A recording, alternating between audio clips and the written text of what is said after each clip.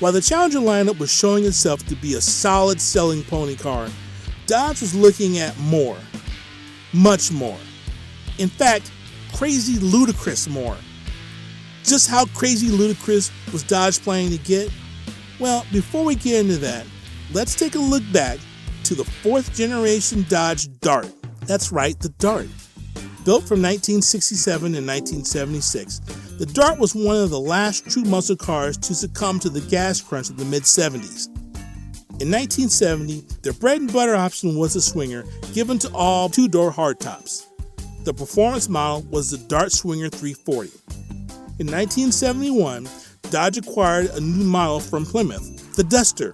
Dodge restyled the front end to resemble the Dart, and that became their new 2-door performance model, while the standard Swinger retained the 1970s styling. Dodge decided to give the new model a new name and came up with the name Beaver, which didn't work well with focus groups, for obvious reasons. I mean, Ford learned the hard way with the 1958 Edsel how painful it was when the automotive press likened the front grille to female genitalia.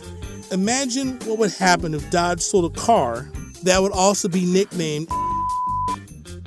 Thus, they renamed the car the Dart Demon, which was a much better choice anyway. We always want our performance cars to have some sort of attitude, and well, the name Demon has plenty of it. The Dart Demon ran from 1971 to 73, where it was renamed the Dart Sport due to Christian groups being somewhat leery of Dodge's naming choice. Dodge revived the Demon name in 2007 in the form of a concept car that made its debut at the 2007 Geneva Auto Show, and nobody really cares about this car because it went nowhere. 2016 was when people started seeing spy shots of the new Challenger model that sported something called the American Drag Racer, or ADR package. It looked like an SRT Hellcat widebody, but with even wider tires. It was rumored to be even faster than a Hellcat, and it certainly looked the part. Shortly thereafter, the ADR name was dropped in favor of the SRT Demon.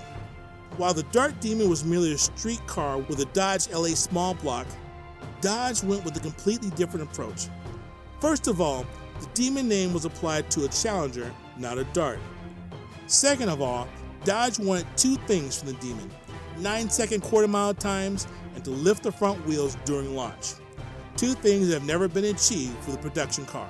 Beginning with the Challenger Hellcat, Dodge tuned the suspension to make it more drag racer friendly. They changed the springs and shocks to allow as much weight to transfer to the rear as quickly as possible. The car rides on 18-inch wheels wrapped in 3 15mm wide rubber at all 4 corners with optional skinny front runners for drag strip duty. The body was given fender flares to cover the massive meats and gave it a wicked aggressive look by exchanging some of the front suspension components for lightened units and removing a ton of the creature comforts, including the rear and passenger seats. The Demon is built to order and offers the passengers and rear seats as an option for $1 a piece. As far as the power goes, Dodge took the 6.2-liter Hellcat engine and made it stronger with a beefed-up rotating assembly to handle the extra power. The cylinder heads remained the same with a new crankshaft specific to the Demon.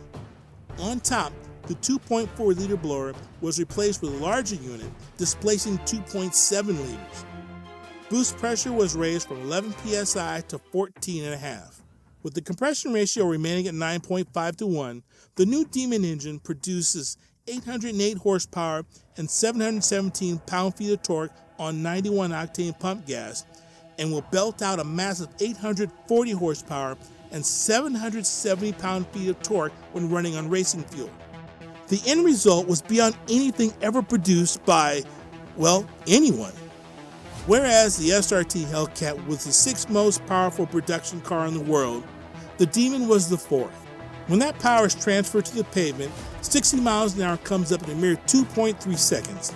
100 miles an hour follows shortly at the 5.1 second mark, and the quarter mile is ripped off in a mind-boggling 9.65 seconds at a blistering 140 miles an hour, making it the fastest production car in the world. And yes, it can lift the front wheels during launch.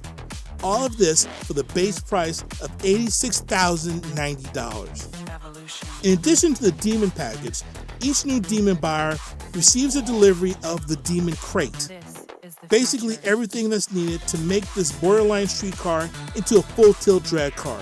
The crate consisted of direct connection powertrain control module, low restriction air filter, high octane racing fuel switch bank, personalized and serialized carbon fiber instrument panel badge, passenger side exterior door mirror delete package, lightweight hydraulic floor jack with the Demon logo, torque wrench with associated sockets, tire pressure gauge, impact wrench cordless and rechargeable, fender cover, and tool bag, all of which came with the Demon logo, a Demon track pack system, and a personalized and serialized badge with a Demon logo. The Dodge Demon was a complete American badass. Where all other pretenders were precision tools, the Demon was a blunt instrument. A marvelous, violent, massive blunt instrument. And it was loud, in your face, and wonderful. Was it banned by the NHRA? Yes and no.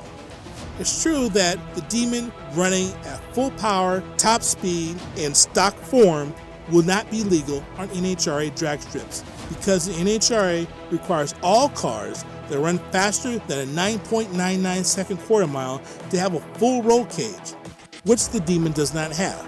It has a roll bar, and it runs a 9.65 quarter. And no, as in the NHRA did not go to Dodge and declare that the Demon is officially banned from the drag strips. If it came from the factory with an NHRA legal roll cage, there'd be no problem. But what an advertising campaign, right? The Dodge Demon showed the world not only what the Challenger was capable of, but also that the 10-year-old platform wasn't finished yet. And there's plenty more to come.